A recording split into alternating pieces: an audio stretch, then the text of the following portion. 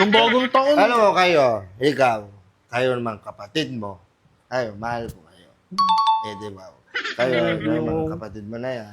Mahal kayo sa boss ako. Tama na yan Hindi ko kayo alam mo, pare hindi ako bubuo ng isang pamilya nang hindi ko kayang panindigan yan, pare. Alam ko yun, pare.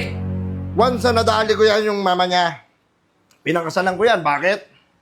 Mahal ko eh. Tama? Oo. Dapat, isa lang tayo, isang babae lang.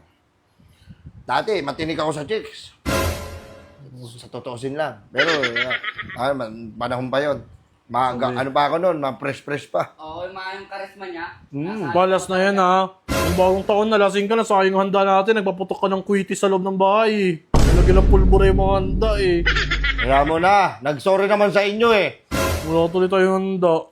Ngayon na nawala. Balas na yan. Barkada ay tapos ko na. Kailangan pare, ano? Ang angas-angas mo ba? Ang pag-aaral na nagbibigay Nahuli na naman. ng halaga. Uli ka kumanta. Baka na ako. Sa awiting kong ito lang madarama. Pa! Kailangan pare, nakilala ka naman. Baba na ako. Ano bang